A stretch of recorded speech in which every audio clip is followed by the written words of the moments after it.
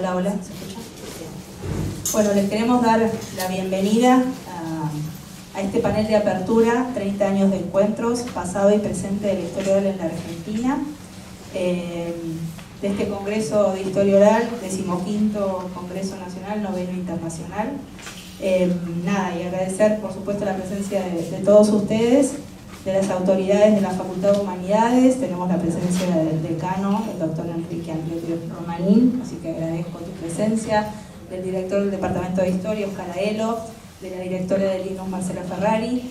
El director del CEIS se justificó, no pudo venir, Nicolás, así que bueno, agradecerles a todos la presencia, el acompañamiento.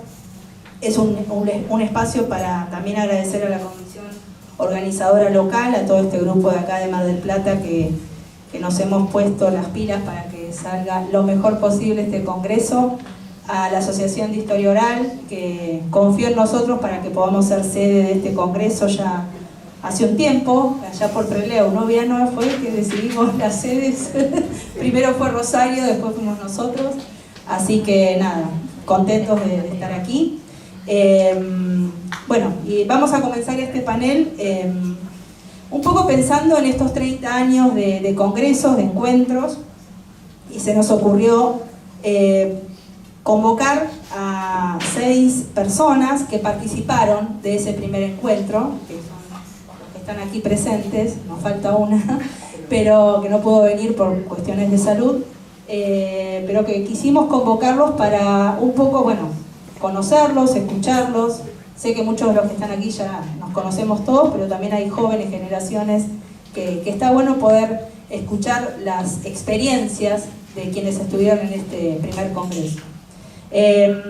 Un poco la idea de este panel es que cada uno de ellos y ellas hable un ratito, contando un poco cómo fue que se acercaron a la historia oral y qué diferencia o cómo están viendo el desarrollo de la historia oral en estos últimos años acá en nuestro país. Los voy a presentar y después ya les voy a pasar la palabra a cada uno para que, como hacemos cuando hacemos una entrevista, los vamos a escuchar atentamente, los vamos a tener también filmados, que eso es buenísimo, y tendremos un lindo registro de este momento. Voy presentando: Graciela Browarnik, Dora Bordegaray, Daniel Plotinsky, Ana Diamant y Pablo Pozzi. Ausente con aviso Liliana Varela, que ellos son estos 6 personajes que aquí tenemos y que ahora les voy a hacer la palabra. Así que bueno, muchas gracias por la presencia de todos y todas y empezamos a escucharlos. Así que arrancamos con Dora. ¿Se escucha? Sí. Estas son las ventajas de ser la mayor.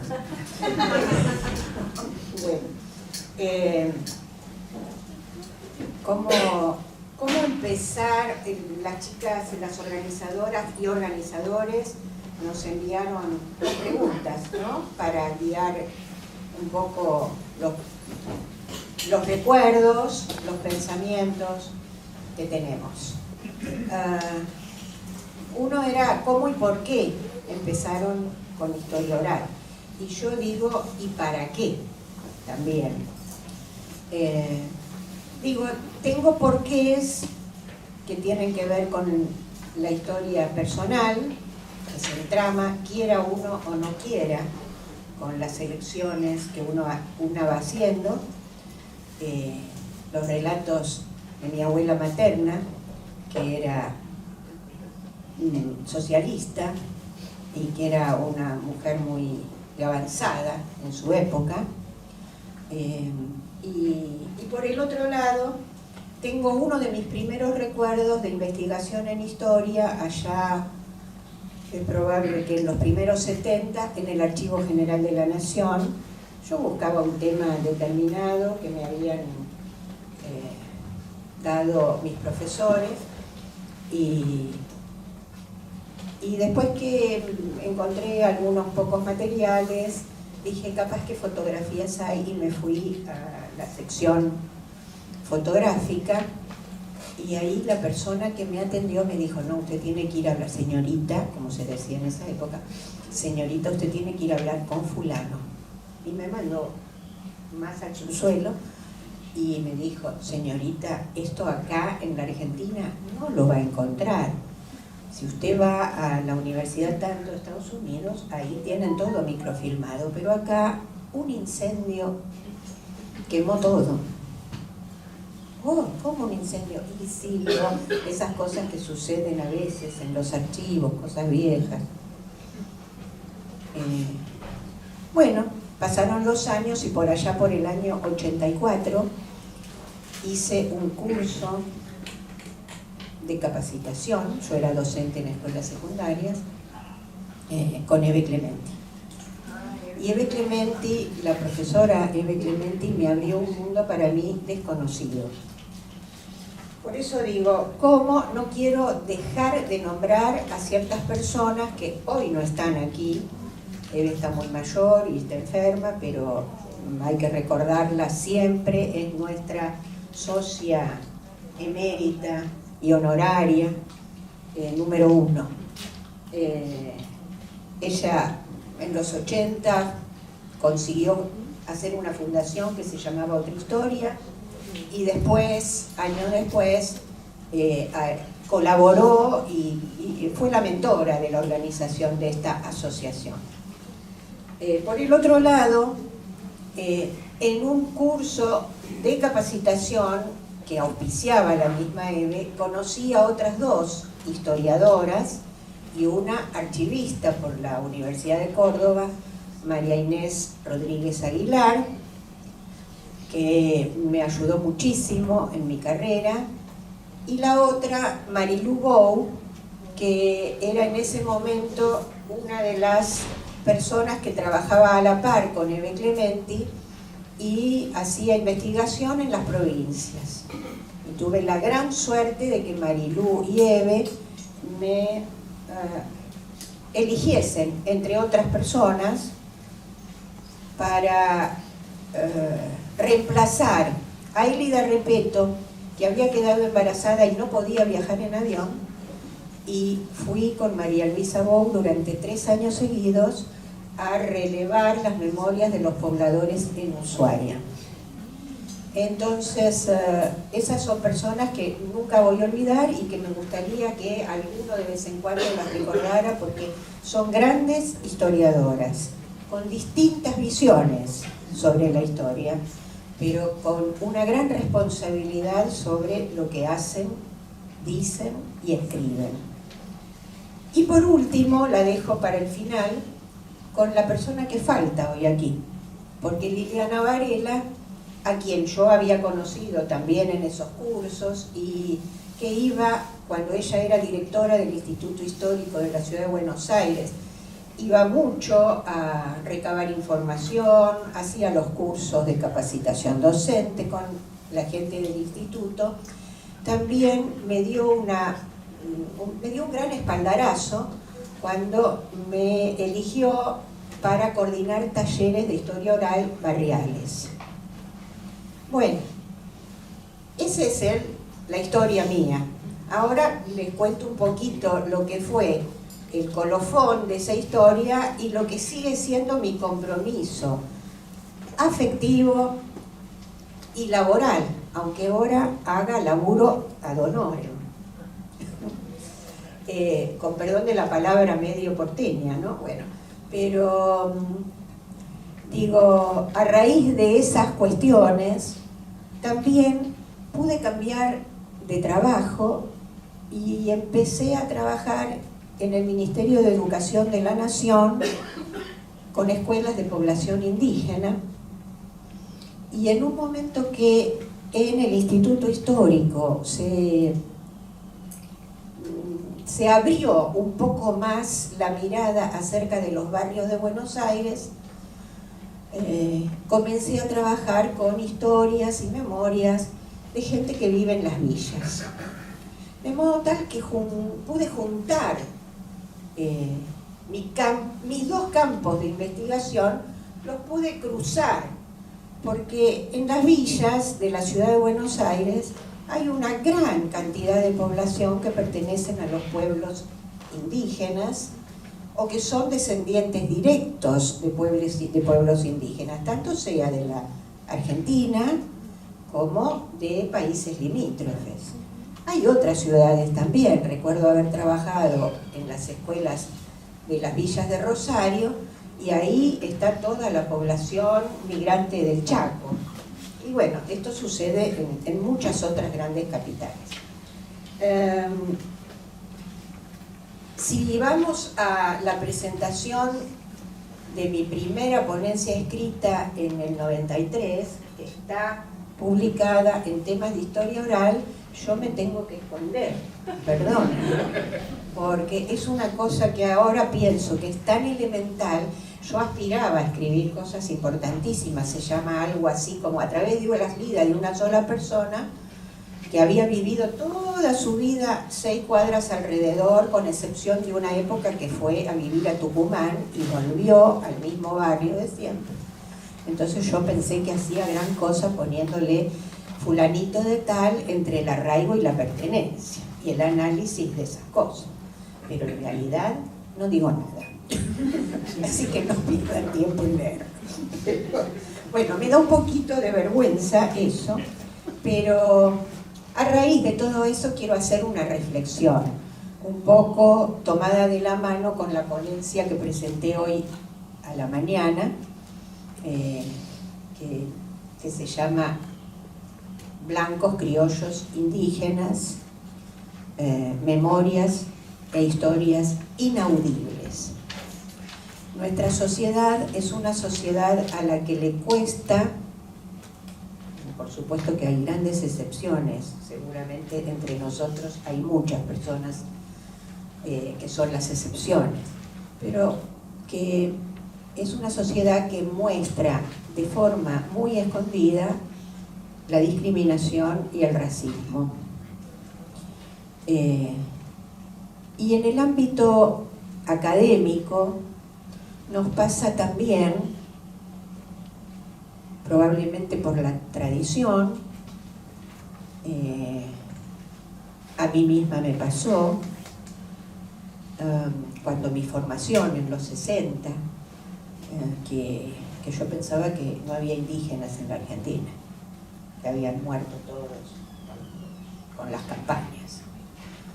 El asunto es que aquí hay dos cosas que me parecen fundamentales. Una es que la sociedad en su conjunto le cuesta mucho aceptar la existencia y el legado que permanentemente hacen los pueblos indígenas al conjunto de la nación.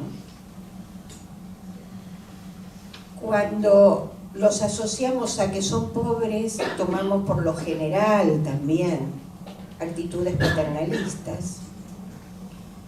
Y por lo tanto resulta difícil en el campo de la historia, no lo digo yo, lo decía hace probablemente 15, 20 años, no me acuerdo cuándo falleció, Raúl Mandrini, profesor de la Universidad del Centro de la provincia de Buenos Aires, que se dedicó al trabajo de investigación histórica con los indígenas. Él decía, poco nos ha interesado la cuestión indígena. Haciendo excepción de los trabajos impresionantes de recopilación y de investigación y de análisis de Ernesto Moeder en el norte, en la Universidad del Noreste. Y bueno, puedo seguir con algunos casos. Pero resulta ser que también en la universidad, hablo por ejemplo de la Universidad de Buenos Aires, hay muy poca gente que se ocupe de la cuestión indígena. Y a veces, diría yo, sin ánimo de criticar, los financiamientos producen como direccionamiento de los intereses, porque es una necesidad. De modo tal que se me ocurre que sería importante retomar, ver, porque son dos cuestiones, la de los intereses sociales y la del dinero que facilita las investigaciones, que se retroalimentan constantemente. Si no nos interesa, no va a haber nadie que pida Si hay alguien que pide y siempre se le deniega, va a dejar de interesarnos. Y entonces me acuerdo de dos personas que me dieron su testimonio, una en la localidad de Recreo, al norte de la ciudad de Santa Fe, Antonio Gómez, indígena mocoví, que él decía, yo me di cuenta que soy mocoví, de muy grande, porque yo volvía de la escuela y le contaba las historias que me contaban en la escuela, y mi padre me decía, pero Antonio, nosotros no somos indígenas, ¿no ves que no tenemos pluma? ¿No ves que andamos calzados? Nosotros somos criollos. Y resulta ser que pertenecían a la comunidad mocoví de Recreo. O el testimonio de Miguel Leufuman, mapuche, de la zona límite entre Neuquén y Río Negro, que me decía, Dora, haga que no enseñen historia en las escuelas, porque lo único que hacen en las escuelas acá en la Patagonia es hacernos creer que somos tontos o que fuimos incivilizados.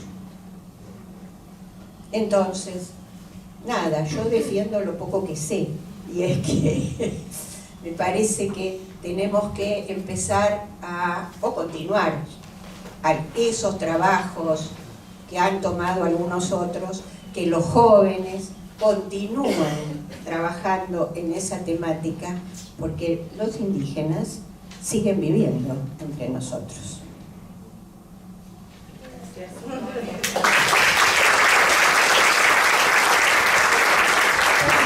Voy a agregar una cosa.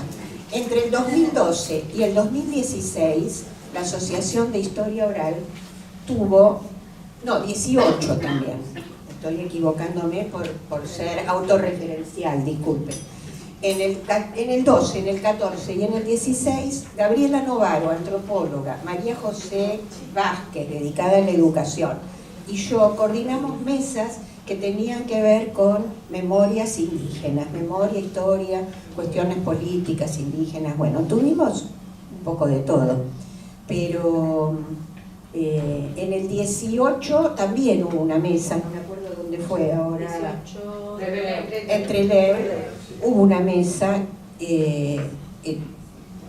Es un tema candente ahora, y pienso en Trelew, también es un tema candente. Imagínense ahora las comunidades en Jujuy, los problemas en el sur, la estatua del señor Roca, del general Roca, que la quieren sacar y no la sacan, la cautelar, qué sé yo.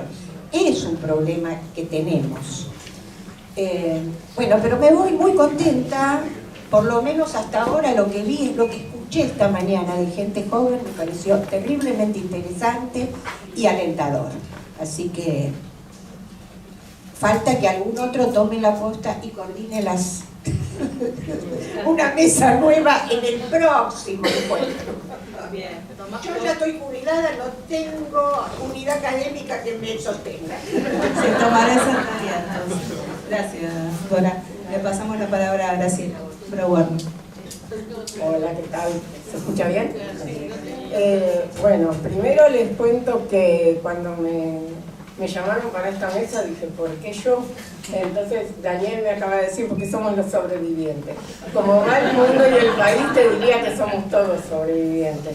Pero la idea era que yo estuve en el primer encuentro de historia oral, y les cuento que no estuve, mandé trabajo, pero no me dieron permiso en la escuela para ir al congreso, así que fueron mis dos compañeros, Marina de Marqui y Ricardo Cortés, y habíamos presentado un trabajo que tenía que ver con los cambios en la vida cotidiana a partir de la llegada de la televisión. Era lo que pensaba trabajar hasta que en 1996 descubrí por qué era historiadora, y fue porque la historia se me puso delante. La asociación Hijos me pidió ir a colaborar porque los hijos no tenían la menor idea de la historia de sus padres. Entonces ahí empecé a trabajar en Hijos y me di cuenta que servía para algo lo que hacía. Esto es una parte, ¿no? Y ahora voy a contestar las preguntas que mandó Bettina. La primera es por qué me acerqué a la historia oral. Lo primero de lo que quiero hablar son de dos disparadores que me llegaron cuando estaba en la secundaria y todavía mi mundo era el mundo de las artes visuales y la verdad que no tenía la menor idea que iba a ser historiadora. El primero es que mi papá había comprado el libro de Freyser, Recuérdalo tú y recuérdalo a otros, sobre la Guerra Civil Española, y me pareció increíble cómo se veía. Eran muy lectores en mi casa y yo también, entonces me pareció increíble la forma en la cual se podía acceder a la historia de ese periodo a partir de la historia oral. El otro, que es mucho más cholulo, y los que no tienen mi edad, yo tengo 63, aviso, ¿no? No sé si lo van a conocer. Cuando yo era adolescente, dieron en la tele una miniserie que se llamaba Raíces, que era la historia de Kunta Kinte, que en realidad era un tipo, un doctor, creo que, no sé si era historia o qué, o ciencias políticas, de Estados Unidos, que con la ayuda de un historiador oral, que era Jean Mancina, fue a África a buscar a sus antepasados y a poder trabajar sobre la historia oral de su familia. Y con eso hizo la miniserie, que estaba fantástica. Bueno, esos son los dos elementos que me llegaron y que me gustaron en la secundaria. Después de eso, finalmente a los 19 entré en historia y al mismo tiempo entré a trabajar en documentos escritos del Archivo General de la Nación, con lo cual la objetividad se me fue, no puedo decir malas palabras, se me fue muy lejos, y me di cuenta que los documentos escritos mienten igual que los entrevistados. Así que nunca más me asocié a la objetividad, todo lo contrario, empecé a ser lo más objetiva que podía. Cursando en el profesorado, había una antropóloga que nos mandó a hacer una entrevista, fuimos a Villa Jardín, en Lanús, a ver cómo, fuimos a ver al capo, digamos, de la villa, para que nos cuente cómo funcionaba, tan mal que ni siquiera teníamos grabador, o sea que anotábamos todo lo que decía, pero igual me encantó, me enamoré de eso, ¿no? Bueno, al mismo tiempo, yo ya no me acuerdo si fue al mismo tiempo, en mi autoetnografía me está costando. Por un lado vi un cartelito en el profesorado que había puesto Liliana Varela, que invitaba a los que quisieran colaborar en los talleres barriales de historia oral. Y entonces empecé a trabajar en un lugar muy especial, que es el Centro Cultural Recoleta. O sea, durante varios años, y lo dejamos porque no cobrábamos y no nos parecía trabajar gratis para esa gente, digamos, no para Liliana, sino para el gobierno de la ciudad. Pero bueno, hicimos un taller de la memoria en el Centro Cultural Recoleta. Al mismo tiempo, cuando yo trabajaba en el archivo, mi jefa era Marina Rodríguez Aguilar, que me llevó, que era la directora del Museo Roca, después porque del archivo la echaron, ¿no? Y después fue al Museo Roca y me invitó a hacer un curso con Juan Ruibal y Silvia García. Ese fue mi primer curso de historia oral en la vida. Y ahí aprendí que me gustaba escuchar. Digo, lo aprendí porque no es algo tan fácil. En ese momento hice la historia de mi abuela, a la cual yo odiaba y ella me odiaba a mí, así que fue subjetivamente muy fuerte. Nunca la publiqué porque era como desnudarse en público, digamos, pero estaba buena, ¿no? Ahí conocí la descripción densa de Clifford Geertz, conocí más cosas de Freyser, por ejemplo, ese libro que yo tuve, creo que se llama, de Freyser, que es como una autoetnografía, súper interesante todo. ¿Y qué más? Bueno, y yo acá puse, porque tengo una ayuda de memoria, los que conocen la canción de León Gieco, de los Orozcos, yo soy como los Orozcos, o sea, bailé con todos, hice curso, con Pablo, con Liliana, con Portelli, con Dorita Schwarzen, con Yelín, con Marcos Montezuma, ya no me acuerdo con cuántos hice, y de todos aprendí algo. También aprendí de las charlas, ¿no? Por ejemplo, ahí está Gerardo al fondo, que me ha dado muchas ayudas con respecto a cómo entrevistar. Bien. Y Robson, que también lo he visto en tanto, ha estado en mi mesa, en muchos congresos, y yo estaba maravillada de los temas que trataba y cómo los trataba. Entonces uno, digamos, si yo hiciera mi historia personal con la historia oral, podría hacerla funcionar con estos 30 encuentros, ¿no? Obviamente fui cambiando de temas. En el 96 empecé a trabajar sobre la dictadura y trabajé mucho sobre tanto vida cotidiana como memoria de la dictadura. Después trabajé sobre los artistas militantes, primero del Partido Comunista, después del movimiento al socialismo, y actualmente estoy trabajando sobre titiriteros. Que es parte, digamos, es mi tesis doctoral, que tendría que terminarla en noviembre. Sepan que no va a terminar en noviembre, pero estamos en eso. Bueno, ¿qué más? Entonces, lo que yo quiero decir de los encuentros de historia oral son dos cosas. Primero, es que me cansa un poco el tema, yo soy de la ciudad de Buenos Aires, me cansa un poco el tema del centralismo porteño. Desde el 2011 que no hay ningún congreso en la ciudad de Buenos Aires, o sea que nos discriminan a nosotros también. Yo no soy centralista, no soy Macri, no soy Larreta, por favor. Alguna vez, en unos años, hagamos uno. Y lo que quiero decir es que yo, mucho después estuve en parte de la organización, pero especialmente en 2012 con el Internacional, pero que en realidad yo he visto trabajar como negros a los del Instituto Histórico de la Ciudad de Buenos Aires, que hoy no existe más gracias a Larreta, que le han sacado hasta el nombre porque la historia les molesta mucho. Pero sí los vi trabajar, por ejemplo, no sé si Silvana no vino, pero Silvana con su cámara, que en esa época era gigante, corriendo de un lugar a otro por la manzana de las luces para que todos quedáramos registrados, y que, por ejemplo, en 2012 le robaron la cámara, porque en esa época había una bandita que entraba a los congresos a robar computadoras y cámaras. Bueno, le tocó. Así que bueno, yo quiero... igual me encanta que haya congresos en todas las provincias, no estoy diciendo digo que un día, dentro de un tiempo, uno solo en Buenos Aires, nada más, que no somos centralistas.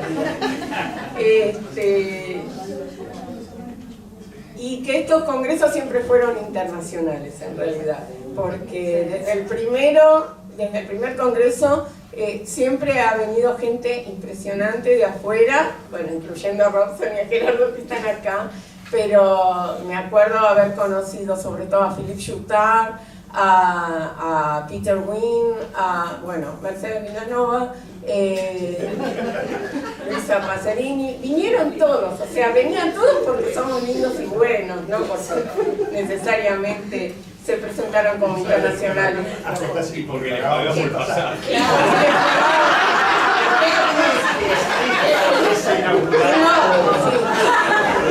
Tengo que decir que acabo de estar en el congreso de la Asociación Internacional en Río, y no solo no les pagaron el pasaje a los que daban los workshops, sino que les hicieron pagar la inscripción. Nosotros les pagábamos todo. Bueno, la otra pregunta tenía que ver con el estado actual de la historia oral, o sea, ¿qué cambió en estos años y cómo está actualmente? Yo voy a decir 2 o 3 cositas nomás. Por un lado, me parece que no ha cambiado nada, es que siempre hay alguien que relata y alguien que escucha. El problema es que es muy difícil conseguir un buen relator, digamos, un buen entrevistado, no estos que en 10 minutos ya terminaron todo, o que si no, siempre le contestan a todo el mundo lo mismo. Y es muy difícil escuchar, que escuchar es un arte, digamos, como que he visto montones de gente a la que quiero mucho, pero que interrumpen al otro cuando está hablando, o incluyen la respuesta en la pregunta, este tipo de cosas. A mí la verdad nunca me van a ver hacer un cuadro de contenidos a partir de la entrevista, no soy tan ordenada, pero trato en lo posible de...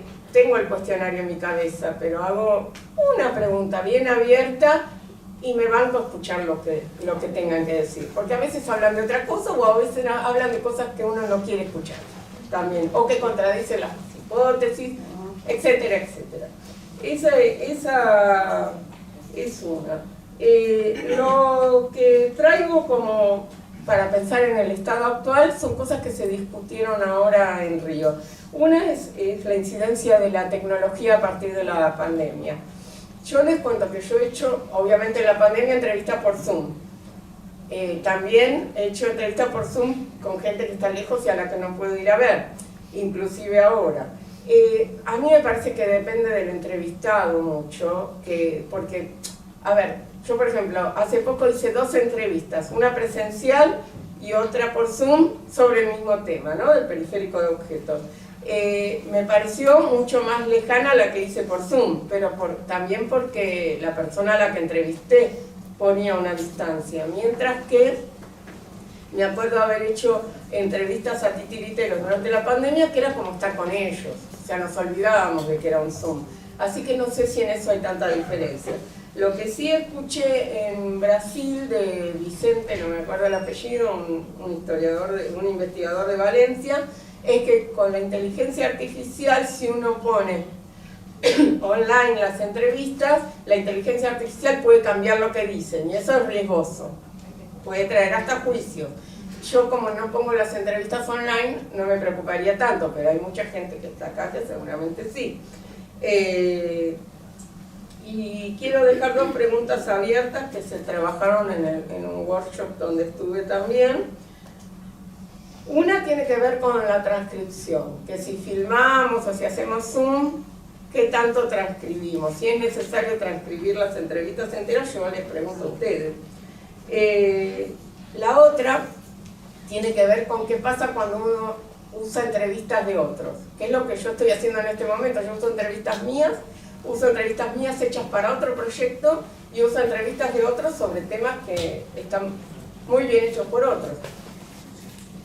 En general me dijeron que eso no es historia oral, que es hacer historia con fuentes orales. Yo no lo sé, yo lo dejo como pregunta. Yo diría que si no podemos usar entrevistas de otros, ¿para qué hacemos archivos? Nada más. Es como una opinión personal, pero eso, bueno, piénsenlo ustedes. Pero esto es un poco la evaluación. Me parece que en el fondo siempre es una conversación. Siempre es subjetiva. Nunca tenemos que creer que el entrevistado nos está diciendo la verdad, ni mucho menos. No digo que nos mienta, simplemente es su vicio. Así que bueno, eso es todo.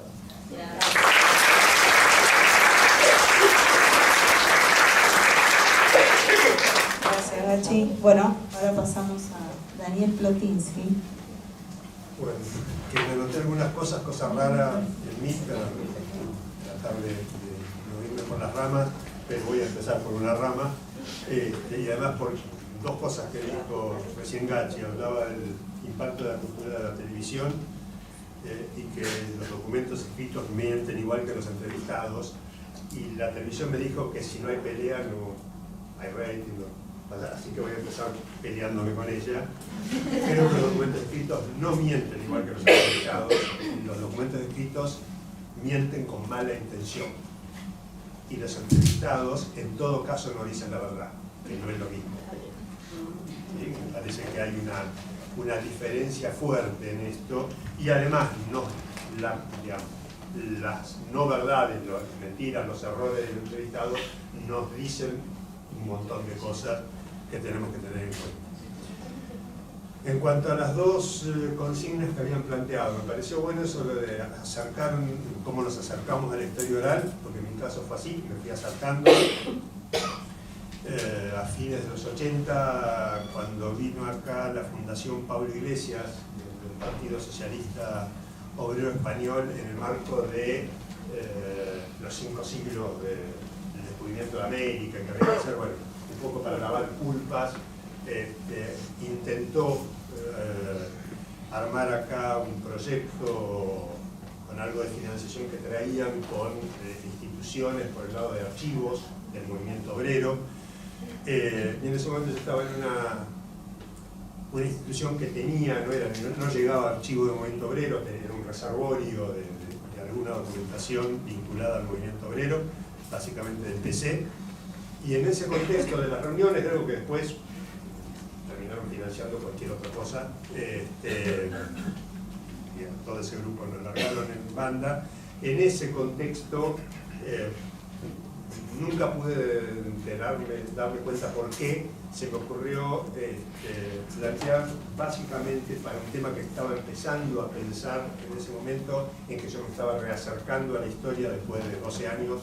Yo había huido de la universidad con un título de 78, pero después durante 12 años me dediqué a cualquier otra cosa, un ambiente que me parecía para desarrollar ahí, y quería ir por el lado de sindicalismo docente, y ahí apareció, se me ocurrió que por la fecha de fundación de ese sindicato, que era fines de los 50 y demás, podíamos hacer entrevistas.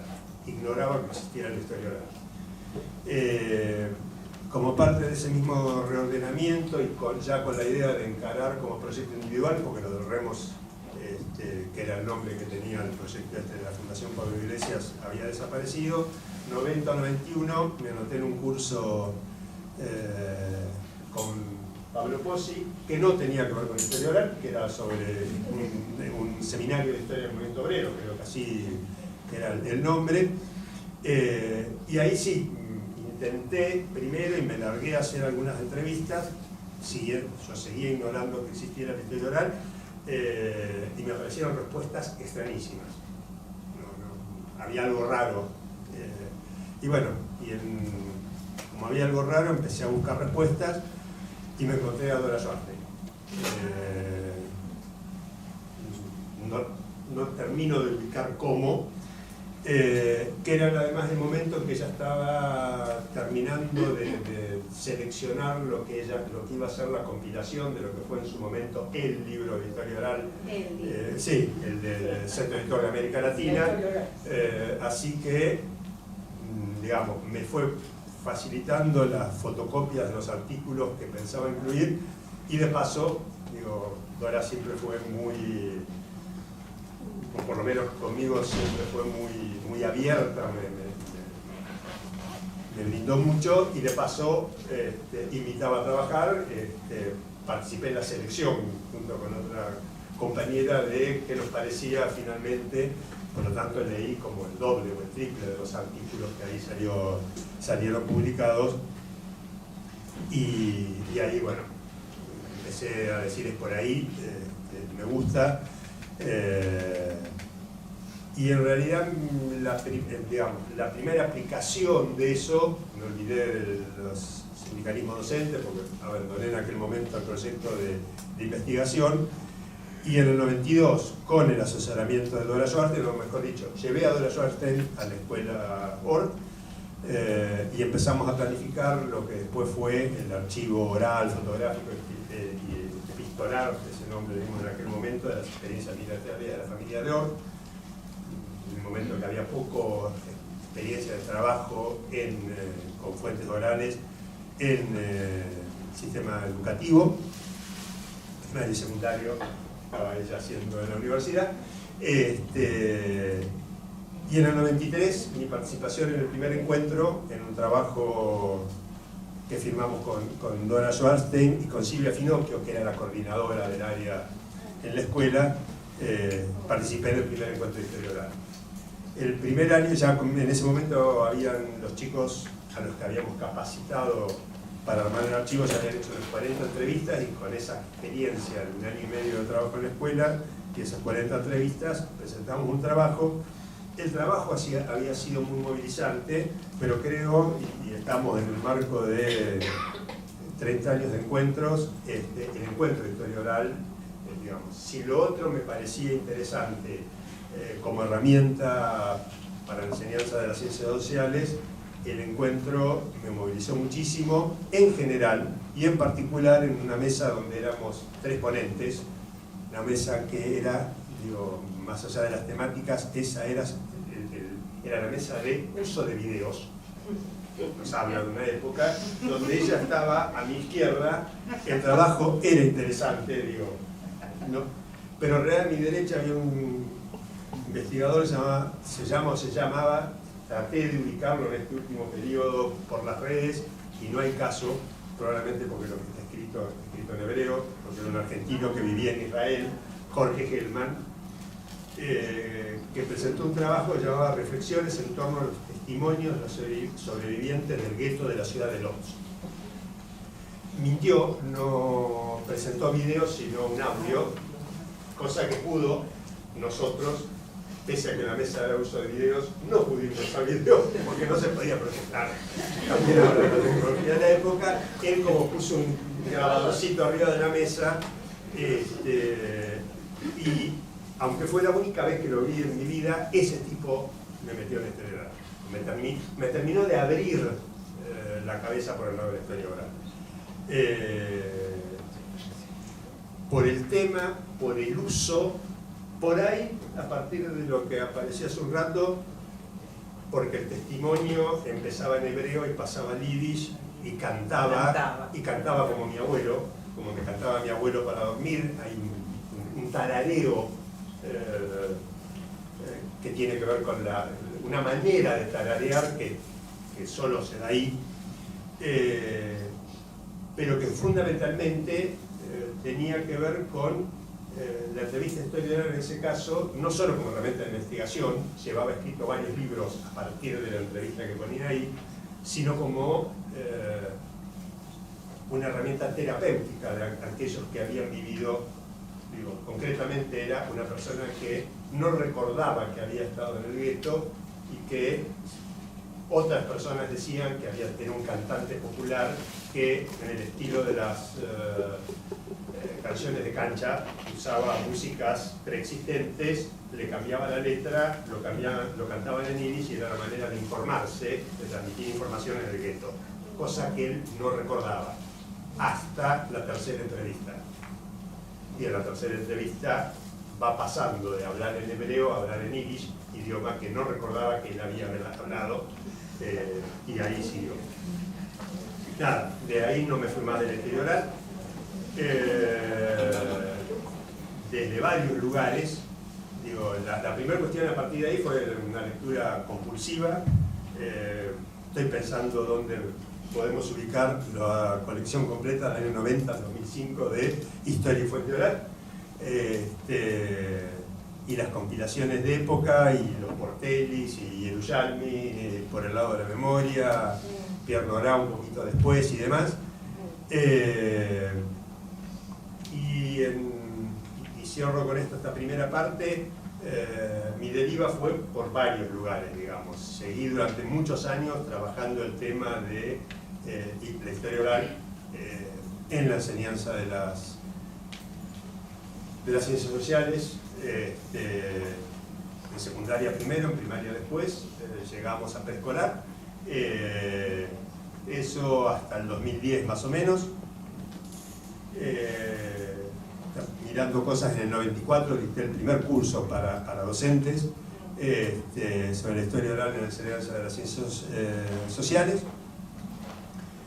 Desde el 95, en paralelo, empecé a armar un archivo oral, en el marco de un archivo más amplio de cooperativismo de crédito, que es la institución, digo, pese a que estoy jubilado, a mí sí, por lo menos me sigue bancando el archivo, digo, bancando no, a ver, sí. No puedo venir el nombre de, el pasaje me lo pago yo. Pero digamos, donde pude hacer unas 250, 260, o llevo hechas unas 250, 260 entrevistas, y desde el 2000 en investigación. Y estaré el viernes a la mañana en el conversatorio, creo que es de Pablo, sobre...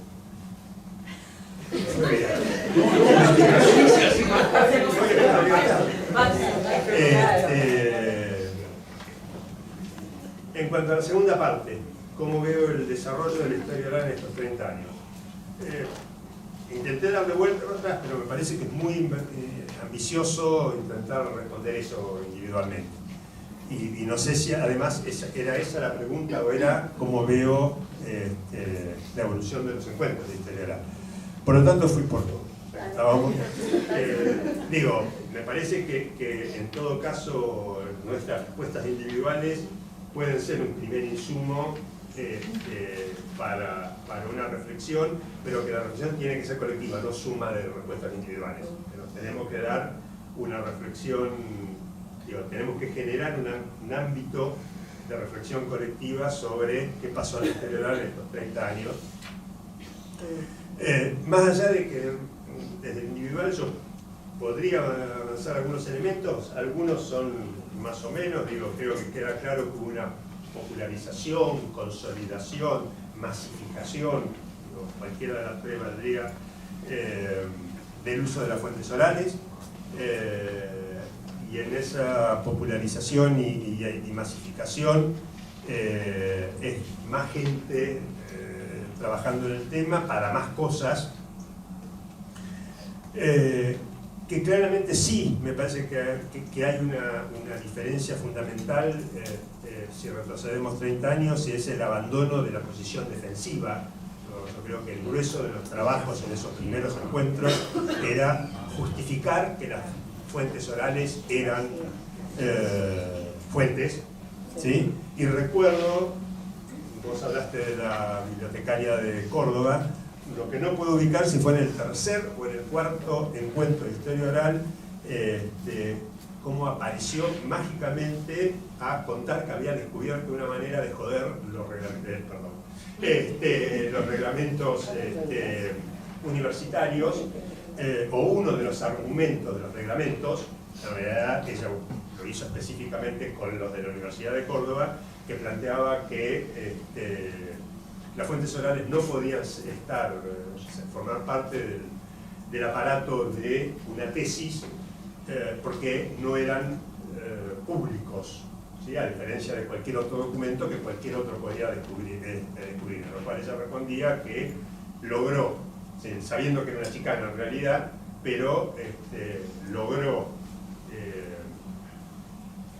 que tengan que cambiar, digo, como habían usado ese argumento, y consiguió la asignación para una persona más en la biblioteca, planteando no hay ningún problema que sea obligatorio que dejen copia de la entrevista una vez que presentaban la tesis, que quede con la copia en la biblioteca.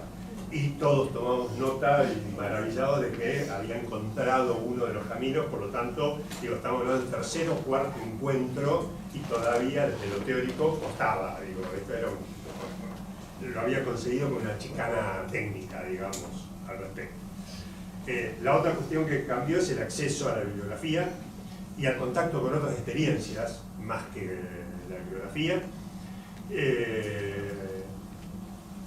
Creo que hay un debe, creo que hay una cierta pérdida de la identidad historioral. Lo que hacíamos historia oral era por esa misma necesidad de defendernos, de justificar.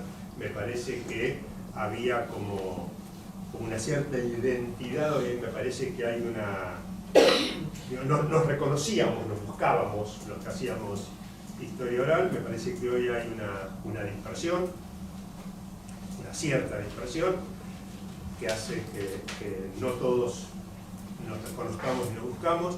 Como antes, creo, digo, y hay continuidades.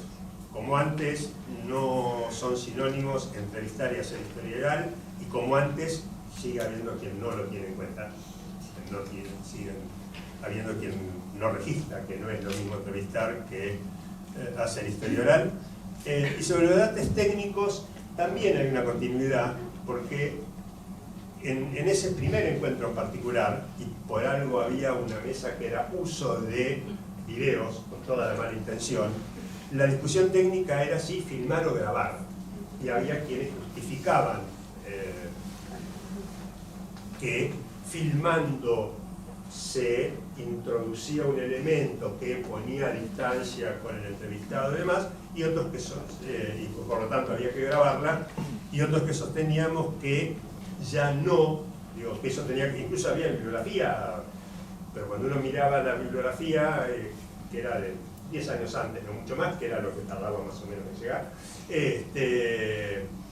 referían a una filmación que suponía que entraban 17 personas a la casa de entrevistado, un sonidista, un iluminador, una cuestión, y que, si bien lo nuestro no pasaba tan desapercibido como ahora, era una cámara VHS y demás, ya no era tan complejo ni tan lejano para la persona que entrevistada, y que filmar enriquecía. Y ahí creo que hay una diferencia fundamental con la discusión hoy post-pandemia, pero que en realidad nosotros en la escuela la habíamos empezado hace como 15 años, o 12 años, cuando apareció el Skype. Y había gente que vivía lejos, digamos, y nos discutimos si usarlo o no. Creo que la discusión hoy de presencial o virtual tiene otra característica, porque en última instancia, yo me quedo con la presencial, creo que la virtual, mientras que la otra era cuánto enriquecía la filmación, acá es cuánto perjudica o no la virtualidad. Y yo ahí me juego con, así como en aquel momento era, sí, si uno puede, hay que filmar. Primero, si uno va a trabajar en archivo, me parece que es casi obligatorio, pero aún en investigación, volver a ver la entrevista 15 años después no es lo mismo que volver a escucharla. Ni hablemos, ni entro en que volver a leerla. ¿Sí? Listo, pero digo, no es lo mismo que volver a escucharla. Poder recordar la cara y entonces no solo el sonido, sino todo lo que había alrededor de alguien que por ahí, si uno escucha, no necesariamente recuerda después de tanto tiempo. Sí, los gestos, pero además, ¿quién era? Ahora, yo me acuerdo, fulano de tal, de Quilmes, ¿quién era? El pelado sí, maravilloso, y uno entra a la entrevista de otra manera. Creo que lo de presencial o virtual hoy es virtual en última instancia. Sí, no podemos, sí, queda lejos, sí, no, pero hasta ahí. Y cierro, digo, volviendo a esto de que me parece que es fundamental la reflexión colectiva, y me parece que esta mesa podía ser el punto de partida. Yo decía, me parece que hay que repensar o reflexionar sobre el desarrollo de la historia oral en los últimos 30 años, el papel de los encuentros de historia oral en el desarrollo durante esos 30 años. Entre otras, primero porque me parece que los encuentros tienen, al menos en la Argentina, un peso importante en ese desarrollo, pero además porque lo estamos usando como pretexto, no estamos hablando de 30 años de otra cosa. Y una tercera cuestión, que creo que por ahí excede a esto, pero que es el papel de la asociación, el papel de ahora en el desarrollo de la historia oral y de los encuentros de historia oral en estos últimos 20 años. De alguna manera me parece que hay que replantear el perfil de la asociación vinculado con esto de la identidad historia oral, de recuperar como núcleo de esa identidad de historia oral.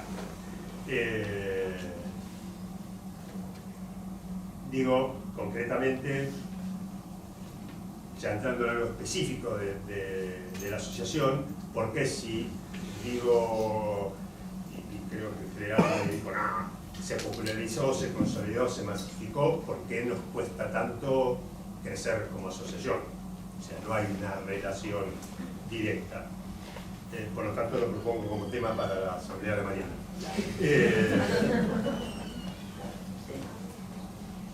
Y finalmente, digo, simplemente porque me parece que tiene que ver con la posibilidad de hacer una reflexión colectiva, me parece que es buen lugar para todos los que no se enteraron todavía, que me pareció, y tenía cierto tiempo libre, que recopilar, preservar y socializar lo producido en estos 30 años de encuentro era importante.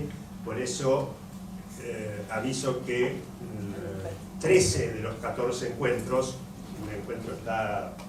Todavía no pudimos, el tercer encuentro, si hay alguien que tenga material del tercer encuentro, páselo, pegue el grito, pero los otros 14 encuentros está digitalizado todo lo que alguna vez estuvo en soporte papel, bajado a web todo lo que alguna vez estuvo en CD y recuperado en un solo lugar todo lo que ya fue web directamente,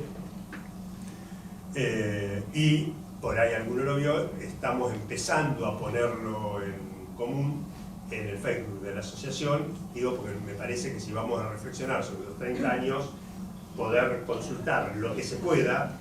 Del primer encuentro están los trabajos completos, de otros los resúmenes, bueno, lo que en cada momento se fue dando. Sí, están los encuentros, pero están completos, sí. Es más, que ya está en el Facebook.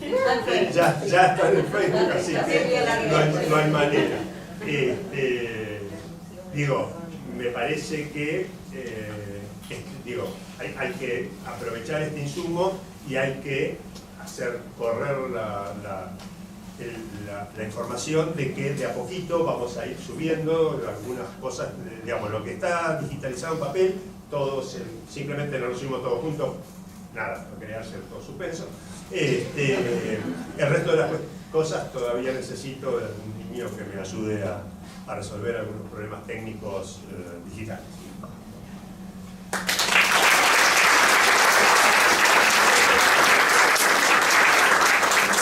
Gracias, Daniel. Bueno, ahora le pasamos la palabra a Ana de Amán. ¿Querés usar ese micrófono?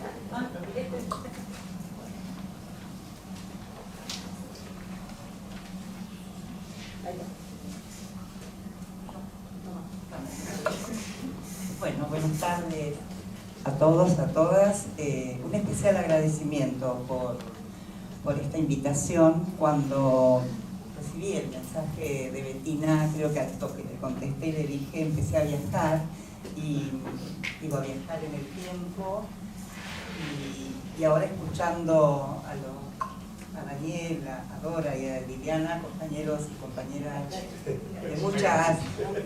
porque la segunda vez que digo Liliana, pero estoy hablando de Gachi.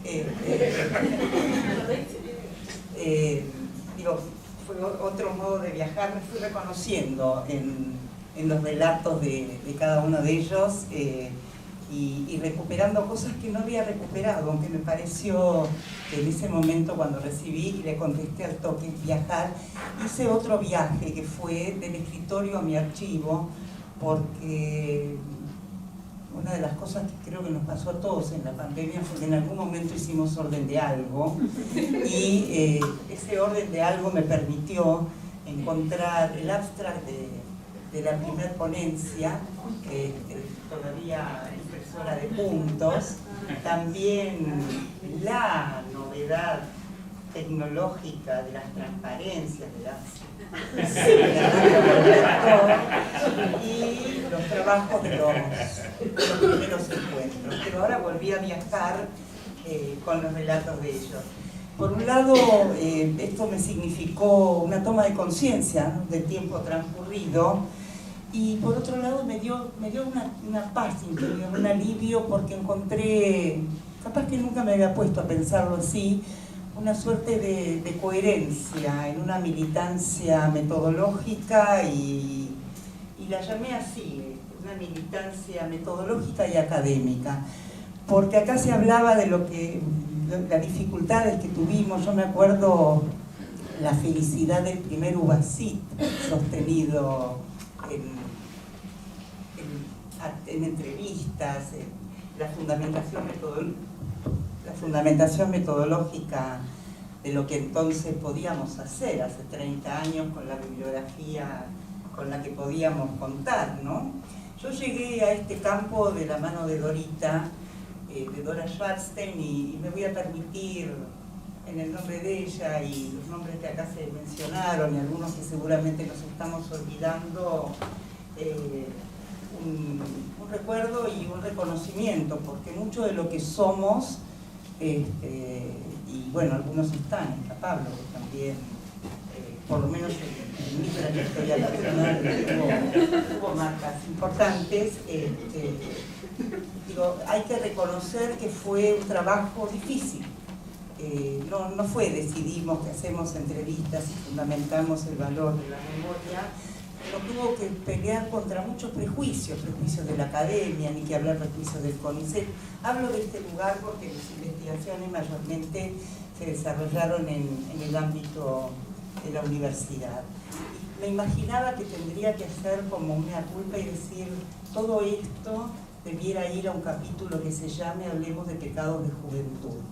Volví a leer estos materiales, unas afirmaciones durísimas de mi parte, unos propósitos ambiciosos que no sé cómo me imaginaba que iba a llegar a ellos. Los debates de aquellos tiempos tenían que ver si esto era para darle voz a los sin voz, y nos matábamos en esos debates y además los sosteníamos en espacios que trascendían, en la facultad, en las escuelas, y en mi caso también tuvo otra cuestión. A ver, también hay que ubicarnos en un tiempo en el que estábamos discutiendo esto. Hoy estamos cumpliendo 40 años de democracia y estos debates se daban en el marco de una democracia adolescente. Digo, ni siquiera podríamos pensarla como una democracia joven. Y la discusión interna mía y la discusión con otros es que en verdad yo no trabajaba con estos sin voz, yo trabajaba con los con voz, pero con otras voces. Yo trabajaba en ese momento con los docentes de lo que podríamos considerar la Universidad de Oro, de la época de oro de la universidad, así ha quedado acuñada en muchos textos y después por irreverente nos permitimos discutirlo. Y era gente que sí había tenido voz, pero había tenido otras voces, habían sido demarcadores de campos intelectuales, de campos académicos. Yo quería que me contaran cosas respecto de enseñar y aprender. Entonces, se sorprendían cuando yo les preguntaba por estas cosas, cuando le preguntaba a Escardó, cuando le preguntaba a Czernucki, cuando le preguntaba a Mauricio Goldenberg, consagrados en sus disciplinas, por este chiquitaje de, bueno, ellos como enseñantes, ellos en esta mediación pedagógica de enseñar para que otro aprenda, ¿no?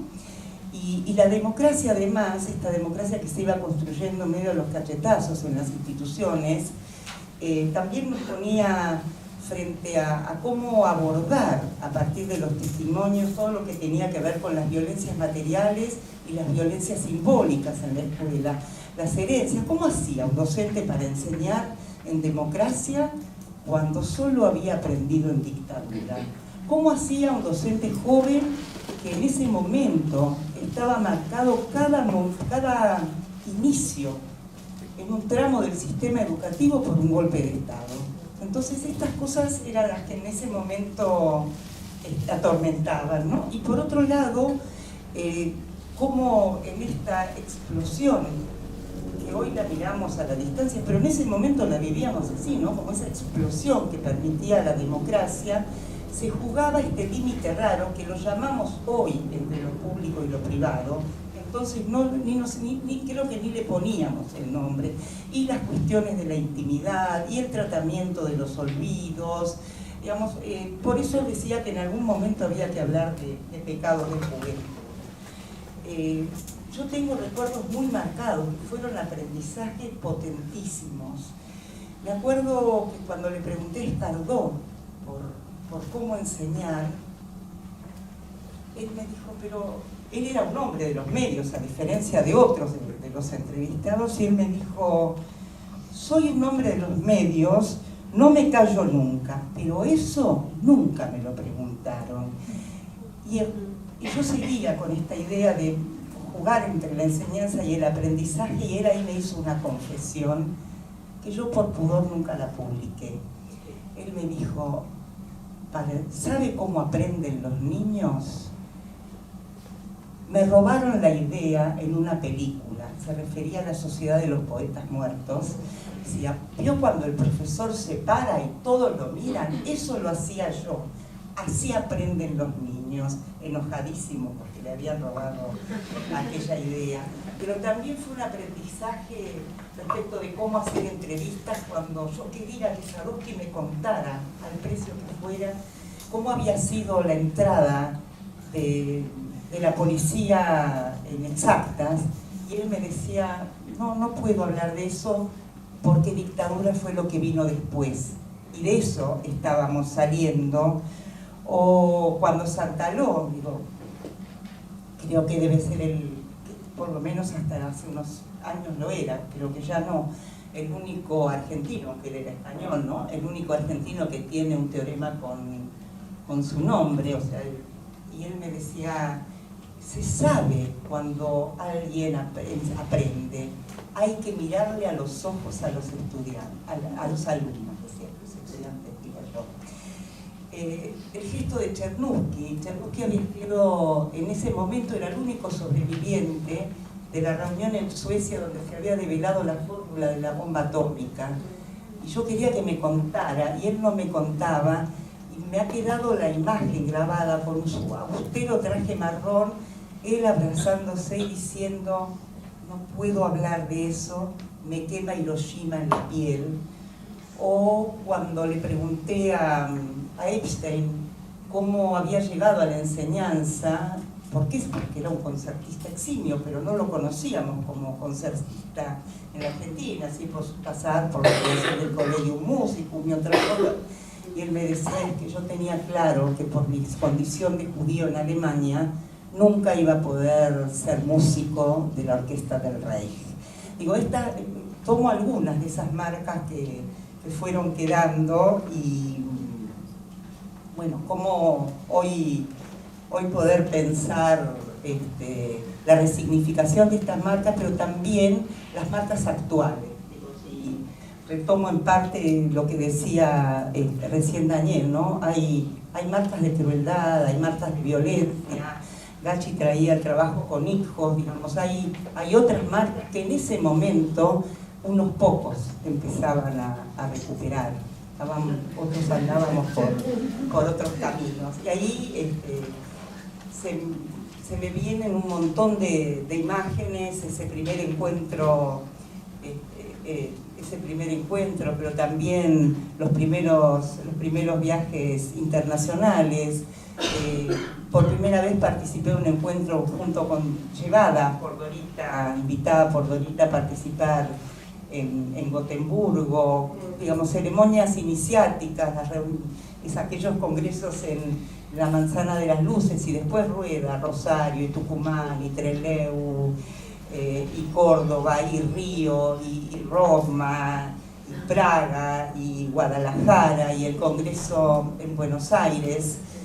¿Por qué digo que Pablo tiene mucho que ver conmigo? Yo siempre tuve una relación constante, pero bastante tangencial, y en ese momento Pablo me invitó a formar parte del grupo que tomó la tarea titánica de organizar aquel congreso, y creo que si en lugar de esto estuviéramos en una ronda con unos vinos, tendríamos un anecdotario que de ninguna manera podría quedar registrado, ni acá ni allá, ¿no? ¿Cómo sé que no la pellizqué nunca?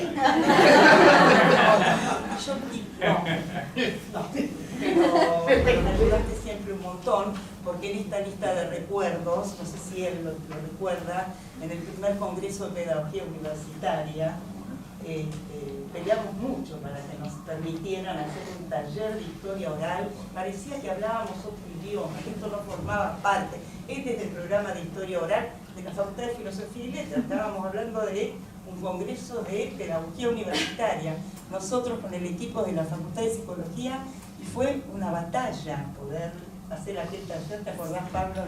En la Facultad de Derecho, y un lugar que para mí tiene una calidez muy particular. Son los años que no puedo hacer la cuenta de coordinación con Ali en los talleres, las mesas de educación y historia oral y educación. Yo no sé, Alicia, cuánto hace que venimos, después se nos sumó Virginia, pero juntas, por eso hoy me dio una alegría inmensa, porque no nos veíamos desde el último encuentro presencial. Bueno, ¿cuáles son los temas hoy? Arranqué por la reposición de la vida en las aulas y en las instituciones, después seguí pensando las marcas, siempre sostenida en el testimonio, por supuesto, las marcas curriculares en relación con la política, las huellas en la escuela de autoritarismos, guerras, migraciones, los testimonios, el trabajo con, digamos, los niños entrevistando y escuchando a los sobrevivientes del Holocausto, las marcas de la dictadura en la universidad, y creo que ya este sería como el tercer o cuarto encuentro en el que venimos diciendo que casi estamos por terminar con mi colega y amiguísima Silvia Dutrenit una historia que tiene que ver con la militancia clandestina, el exilio clandestino de los comunistas los comunistas uruguayos en Buenos Aires, y creo que 3 o 4 encuentros, pero bueno, ahora sí, les cuento que después de 10 años está cerrado y se va a llamar El equipo en la sombra, resistencia, clandestinidad y cotidianeidad de los comunistas uruguayos en Buenos Aires. Bueno, ¿cómo veo hoy el desarrollo? Lo veo con pasión. Con pasión de mi parte y con preocupación compartida en relación a lo que planteaba Daniel.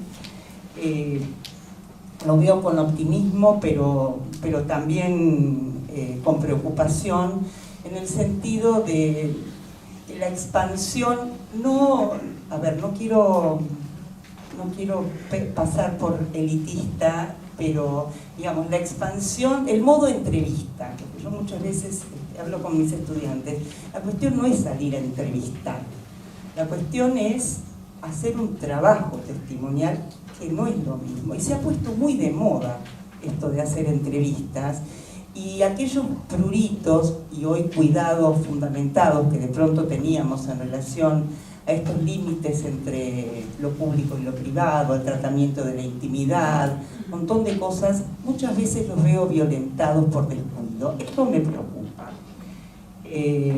Pienso, otra cosa que me conmovió fue pensar que cuando hacía estas entrevistas a los maestros de la universidad, digo esto por una maldad que hizo Pablo hace un ratito, decía, bueno, docentes universitarios que han tenido cuestiones vinculadas a la política, cárcel, exilio, incilio, y eran viejísimos, eran mayores de 75 años.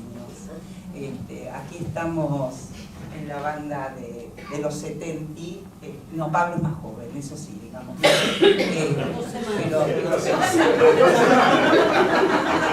Bueno, pero él está todavía a sus 70. Por eso pensaba en estos pecados de juventud, ¿no? Como uno le pone rótulos potentísimos, con certeza a las cosas, y el paso del tiempo hace que uno revise estas cuestiones, ¿no? A mí me gusta pensar siempre en lo convocante de las instituciones, y creo que ahora y estos encuentros han tenido algo de esta cuestión que los psicólogos sociales denominan una institución convocante, porque propusieron tareas convocantes. Y convocar resuena con el ritmo de la llamada, ¿no? Alguien que se siente llamado, y esto, a pesar de lo tangencial, destaco cómo ha generado, por lo menos en mí, ¿no? Pertenencia y respaldo, ¿no? Por otro lado, cómo lo convocante se pone del lado del cuidado, de lo amoroso y de lo productivo, y abre a otras formas de producción y a otros modos de tomar decisiones. Creo que hoy muchas de las decisiones tomadas en aquellos primeros momentos no solamente no serían tomadas, creo que no serían siquiera consideradas como posibilidad, y estos costos que permitieron, por un lado, el crecimiento y por otro lado, paliar dificultades, no fueron ni anónimos ni solitarios, tienen nombres y fueron colectivos. Y cuando pienso en estos 30 años, digo, cuánto se ha crecido, pero sobre todo cuánto hubo que batallar, y cuánto, y acá en relación a la proyección, cuánto tenemos por delante. cuánto tenemos que trabajar en relación con los ocultamientos, con las distorsiones, con las banalizaciones, con el negacionismo, y nosotros tenemos un arma poderosísima para eso, pero tenemos que saber usarla. Muchas gracias.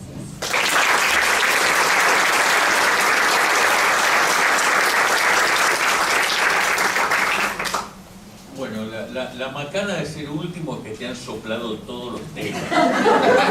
Los temas, los chistes, los anécdotas, todos, absolutamente todos. De todas maneras, era mi intención recordar, que lo hizo Gachi muy bien, recordar a Eva Clementi, que fue la primera presidenta de ahora, pero además que fue la primera historiadora en trabajar Estados Unidos en la Argentina, la primera historiadora en trabajar frontera en la Argentina y la primera historiadora en trabajar esclavitud y negritud en la Argentina. ¿Qué tal Pascual? Y el primer curso de historia oral que hizo Eva Clementi fue en 1965 y después desapareció el tema del mapa hasta después del fin de la dictadura en el 83. ¿Estamos? Eso primero. Segunda cuestión, yo regresé del exterior en el año 84 en la Argentina, principio del 84, fin del 83. Yo era obrero gráfico. Yo me dedicaba a hacer interiores de libros y la industria de la Argentina estaba no solo medio en crisis, sino que era un desastre total. Y estaban en pleno cambio y transición de linotipo y lo que se llamaba cold type, ¿sí? A los principios de la cuestión en computadora, cosa que yo no solo no manejaba, sino que no tenía plata para conseguirme una. Por lo tanto, la industria no solo estaba en crisis, sino que no había laburo. Esto quiere decir que yo no tenía laburo. A mí me gustaba ser gráfico. Yo estaba chocho sin un gráfico. Mientras era gráfico y había estado afuera en Estados Unidos, había estudiado la carrera y avanzaba hasta candidato a doctor. Pero como me aburrí un poco la academia, me fui a la miércoles y seguí siendo gráfico. El regresar a la Argentina implicó básicamente que al mes de haber regresado sin laburo no había que comer. Por lo tanto, necesitaba trabajo en algún lado y un día me encontré con Eduardo Zaguier. Zaguier era un compañero que había estado en el exilio, era una cosa medio insólita. Zaguier era radical, pero radical revolucionario, se decía él se reía cuando tomaba un par de copas y decía: Pablo, tengo un drama existencial, soy el único marxista balvinista del mundo. Y a Zaguier, que yo no sabía quién miércoles era, finalmente le habían dado la cátedra de introducción a la historia en filosofía y letras de la UBA. Yo le pregunté por qué y resultó ser el sobrino del intendente, o el primo del intendente Julio César Zaguier. Aquí que yo, desesperado, digo: mira, no puedo comer, tirame algo. Y me tiró un cargo de jefe de trabajos prácticos en la UBA que yo acepté y agarré mientras encontraba trabajo gráfico. Eso fue literalmente así. Creo que la primera lección no tiene ni idea de lo que era el año 84 en la Argentina. Era un momento de euforia, realmente de euforia. Nosotros teníamos 1.700, 1.800 alumnos en la cátedra de introducción a la historia. Yo daba clases en los viernes a las 9 de la noche, no me olvido más, en el 9º piso del Hospital de Clínicas, donde a veces el ascensor no funcionaba y mis alumnos venían, ¿sí? Y las discusiones, salíamos de clase y seguían en los bares alrededor de la facultad y debatíamos cosas, íbamos a marchas, hacíamos 50.000 cosas. Aquí, que 3 años más tarde seguía sin encontrar trabajo de gráfico y decidí que me quería quedar en el mundo universitario, que al fin y al cabo para ese entonces pagaba mal. Una novedad, yo era JTP, pagaba muy mal, pero aquí que me daba el tiempo para hacer cosas que a mí me gustaban, que eran otras cosas. Y por lo tanto decidí terminar el doctorado. Estamos hablando del año 86, y mi directora de tesis insistía en Estados Unidos, insistía que yo tenía que trabajar tenía que ser el continuador de James Scobie, para los que sepan quién es ese señor que trabaja en trigo en la Argentina. Y a mí, Scobie, que había tenido que leer, me había parecido más aburrido que besar a mi hermana. Yo quería trabajar algo picante, algo peleonero. Yo quería trabajar obreros. Y quería trabajar obreros entre la dictadura. Porque como había vuelto, todo el mundo en este maldito país hablaba que acá no había pasado nada. La tesis era de Delitzsch, que nunca antes fue tan agredida la clase obrera, nunca antes hubo tan poca reacción. Maldito cordobés. Tomá. Para que cordobeses que están ahí. Que no queremos a Delitzsch. Empecé a trabajar, a hacer la cosa, hice lo que me habían enseñado los yanquis, revisé diarios, busqué papel y no me alcanzaba, porque yo quería saber qué había pasado en la fábrica.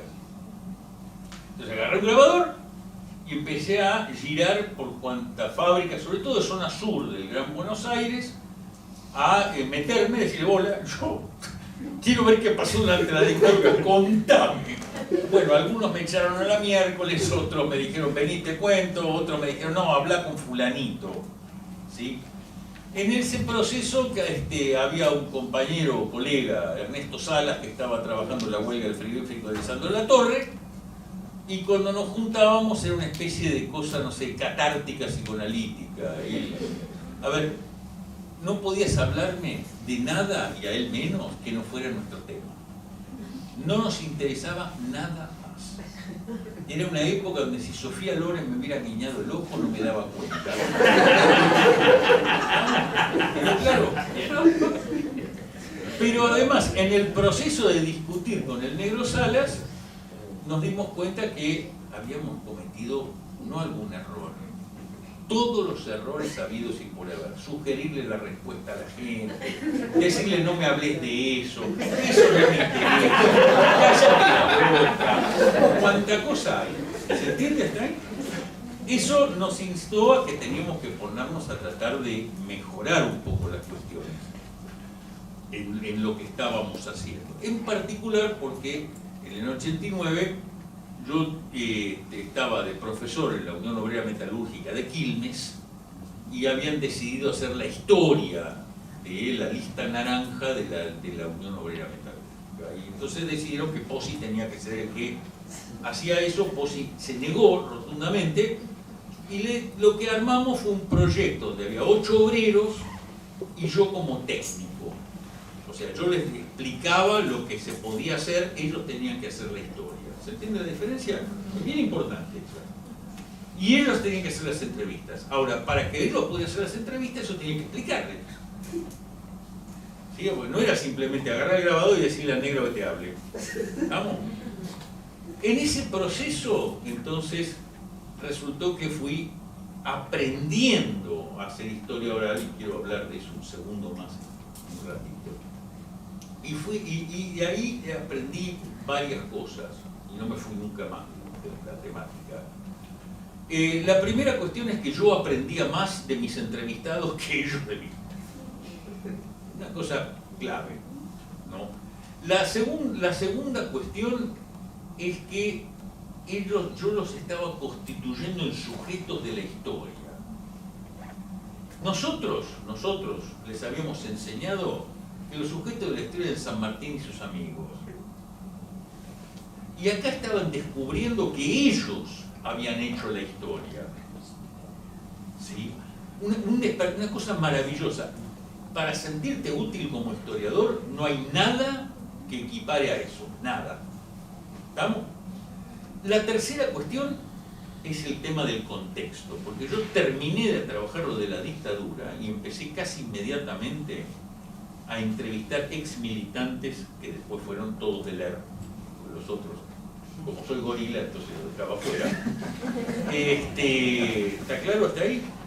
Y en el medio de empezar a entrevistar toda esta masa de gente ocurrió un hecho de trascendental importancia que todos ustedes, pendejitos, no se dan cuenta, que es la caída del muro de Berlín y la desaparición de la Unión Soviética.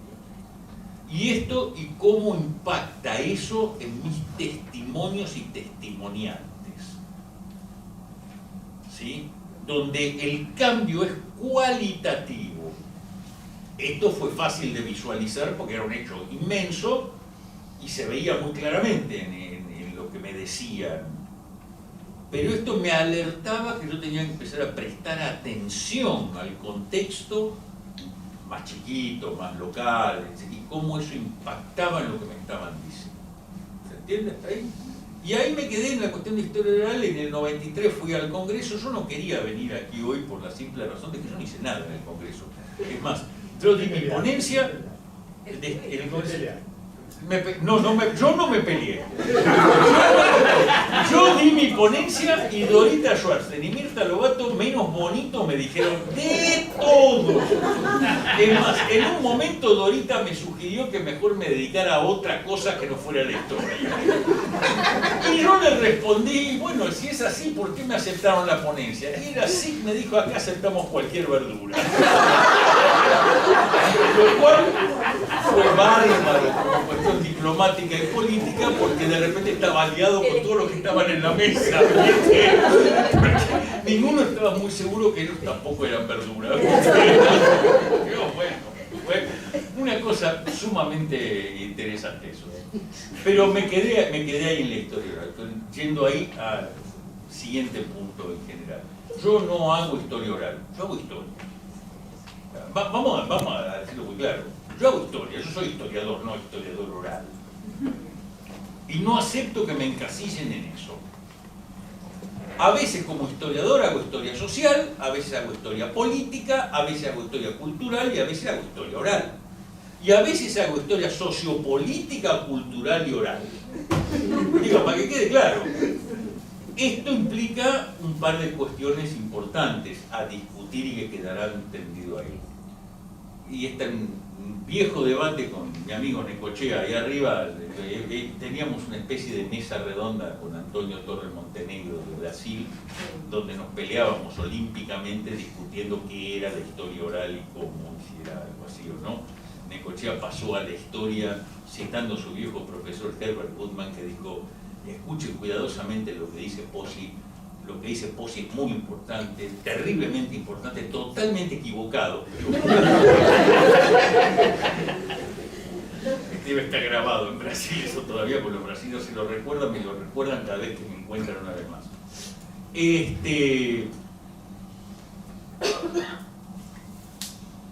Yo aquí quiero entonces mencionar dos cosas. Primera cuestión en términos de temáticas que yo creo que hay que volver a retomar y volver a discutir. No cualquier cosa es historia oral. No cualquier entrevista es historia oral. Dicho de otra manera, y lo he dicho otras veces, doña Tota, mi vecina, es la entrevistadora mejor del mundo. ¿Sí? En 5 segundos te saca hasta el color de los calzoncillos. Y no es historiadora. Historiador implica construir y constituir las fuentes y además después analizarlas en función de un proyecto. Eso para mí es importante. Y las fuentes orales para mí, y también tenemos que discutirlas, no son simplemente las entrevistas. Son todas aquellas cuestiones que son transmitidas oralmente. Cuando mis entrevistadores, en la noche de los tiempos, cuando yo hacía macanas, trabajando lo de la dictadura, me hablaban, cuando querían enfatizar un punto, me cantaban una consigna. Hacían referencia a una canción, contaban un cuento, un chiste o algo por... Eso también es oralidad. No es historia oral, es oralidad. Vos lo podés constituir como fuente y utilizarla en tu análisis para construir historia oral. Eso creo yo. Creo que tenemos que discutirlo. Entonces, la historia oral, porque si no la historia oral la hacemos solo con los vivos que estamos en esta mesa, que digamos que todos nacimos después del 50, ¿no es cierto? Y no podríamos hacer historia oral de otros momentos. Y sí se puede, vuelvo a insistir. Jutard hizo Los Camisardos y es del siglo XVI, XVII, Los Camisardos, XVII. ¿Está? Franchutes. ¿Está? No dije que fuera buena su historia, dije que la hizo. Nada, sí es buena. ¿Nos entendemos hasta ahí? Entonces, esto es una cosa a discutir, que implica entonces que si es así, la historia oral es una rama o una subrama de la historia, como la historia económica, como la social, como la política, como otras, con sus reglas, con sus temas, con sus de formas de articulación, etc. Si no lo entendemos así, entonces esta situación no tiene sentido. Digo, digámoslo claro, ¿viste? ¿Sí? Primera cuestión. Segunda cuestión. En términos del estado de la historia oral el día de hoy. Complicado porque me jubilé hace 4 años y por lo tanto trato de no pisar la Universidad de Buenos Aires ni en chiste. ¿Estamos? Pero bueno, hace 15 años, un día yo me reuní con alguien que había sido un viejo profesor mío, gran historiador, José Carlos Chiaramonte, ¿sí? Que además cuando yo me senté a escucharlo como alumno, fue una cosa, me encantó, tipo culto, revelador, etc. Por lo menos allá en 1982. Después no sabe. Malo. Entonces le cuento, yo hago historia oral y me dice que él no está de acuerdo. Que él no está de acuerdo porque si yo hago historia oral quiere decir que ahora es historia escrita. Y a mí me pareció francamente patético. Fuera de joda, para alguien que era un gran historiador. ¿Se entiende? Él no me puede responder eso. Y a mí me recordó eso lo que me decía otro profesor mío, pero yanqui, me decía, escucha, ¿cómo han cambiado los argentinos? Ustedes son todos neopositivistas hoy. Upa, no me hizo ninguna gracia. ¿Estamos? Entonces, acá mi punto en el caso de Chiaramonte es que la vasta mayoría de las tesis de licenciatura, doctorales, etcétera, y de maestría, que lidian con la historia contemporánea, tienen entrevistas. ¿Sí se entiende? Bien. Sin embargo, todavía hay un sector importante de la profesión que no considera a la oralidad como una fuente válida. Lo digo porque, ya, yo como estoy jubilado puedo tirar la piedra y no poner la mano. ¿Sí? Hernán Camarero lo dijo absolutamente claro en una defensa de tesis el otro día. Cosa que me rompió bastante la guinda porque fue mi estudiante. ¿Estamos? Pero bueno, hay gente para la cual no. ¿Por qué? Porque no es objetivo. Vuelvo a insistir lo que dijeron mis compañeros, han dicho otros, ¿desde cuándo los documentos escritos son objetivos? Si no, le creemos todo lo que dice la Nación. O bueno, página 12 para los que estén del otro lado de la barricada, no importa. Esto es absoluto, ni hablar de la capital de Rosario.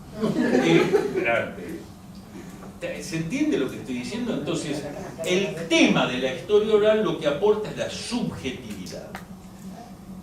Ese tema que se nos ha escapado a los historiadores tantas veces, que es el tratar de entender por qué no solo un individuo, sino un grupo hizo tal o cual cosa.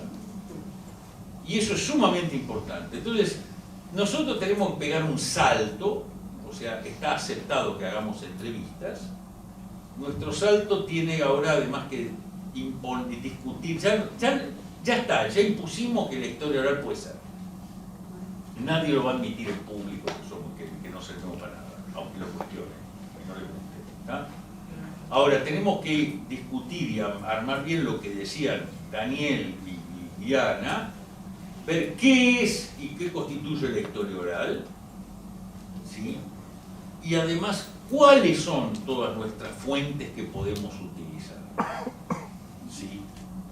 Para mí, que a mí lo último que me ha interesado, ahora me interesan otras cosas más, pero lo último que me interesó es el tema de cultura o trabajadores en la Argentina. Trabajar cultura y trabajadores sin recurso a las fuentes orales más variadas es imposible. A menos que creas una vez más que la cultura de gente es la bananita dolca y el dulce de leche. No lo digo en joda, tengo un colega que cree exactamente eso. Entonces creo que podemos complejizar la cosa y creo que tenemos que avanzar. Sobre todo porque en otras latitudes, ¿sí?, el quehacer de la historia ha avanzado mucho más de lo nuestro. Muchísimos de los colegas del primer mundo, bueno, los colegas en Brasil, los mexicanos no cuentan, Sí. Hacer historia sin recursos de antropología, de sociología, de análisis del discurso, de teoría cultural, etc., es muy difícil. Lo cual quiere decir que seguís haciendo historia, porque la historia es el ser humano en sociedad a través del tiempo. Y los sociólogos eso no saben cómo, no hacen nada. Gente indignada. ¿Se entiende hasta ahí? Entonces, perdón por los sociólogos presentes, pero háganse cargo. ¿Se entiende? Entonces creo que tenemos que discutir eso y eso es sumamente importante. Y creo que es una de las tareas de la asociación. Ver las fuentes, ya no simplemente dar el curso. ¿Sí? Tengo una ex colega que decía, la historia oral es atreverse a hacer entrevistas. Minga, no es atreverse a hacer entrevistas. ¿Qué te pasa? Es mucho más complejo que eso. Si no, insisto, Jorge Rial sería el gran historiador oral de la Argentina. ¿Estamos? Entonces, eso hasta ahí y punto. Piénsenlo, charlemos si quieren más. Gracias.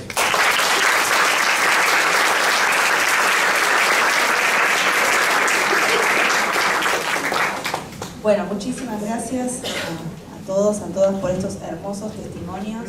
Como decíamos al principio, nos gusta escuchar, a mí por lo menos me encanta haberlos podido escuchar a todos. Y no sé si quieren hacer alguna pregunta o ya cerramos y pasamos al lunch, ¿tienen todos hambre? No, pero antes, ya esto ya está. No, antes de eso, desde la Asociación de Historia Oral, Daniel no sabe, pero está en la comisión, pero no se enteró porque lo hicimos por otro camino, les vamos a dar un obsequio y un diploma a cada uno de ustedes por ser Plata, ¿no? No, plata no. Ahora lo paso. Daniel, por aquí. Pablo, tuyo Ana. No, por favor, y Ana, regalito. Graciela. Y en ese diploma les leo la frase que nos parece que un poco representa, ¿no? Hacer historia oral. Dice, hacemos el trabajo del historiador tratando de reconstruir de la manera más confiable posible los hechos del pasado. Hacemos el trabajo del antropólogo o del psicólogo tratando de reconstruir las construcciones culturales y mentales de las personas. Y finalmente hacemos el propio trabajo del historiador oral, navegando en la tierra de nadie, entre los hechos y la subjetividad, intentando comprender de qué manera estos hechos generan esas construcciones culturales o cómo las culturas y las ideas le confieren sentido y relevancia a la materialidad indistinta de los hechos. Esta frase está extraída, está escrita por Alessandro Portelli, que me parece que todos los que hacemos historia oral, lo tenemos también como referente. Así que bueno, gracias.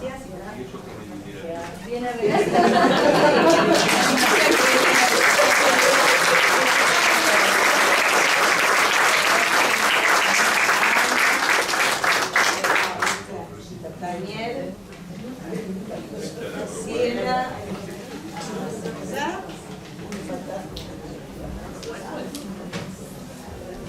y Liliana se lo van a llevar, no sé. Graciela, Adriana. Así que bueno, muchísimas gracias por haber traído un ratito de historia de los congresos, de la asociación. Agradecerles a todos. Ahora perdón que tenemos que andar caminando, pero bueno, volvemos al aula donde acreditamos y ahí tenemos un lunch de bienvenida. Y nada, y nos encontramos mañana a las 9, ya arrancando con todas las mesas. Y los invito a las 12 que tenemos videoconferencia con Alessandro Portelli. Gracias.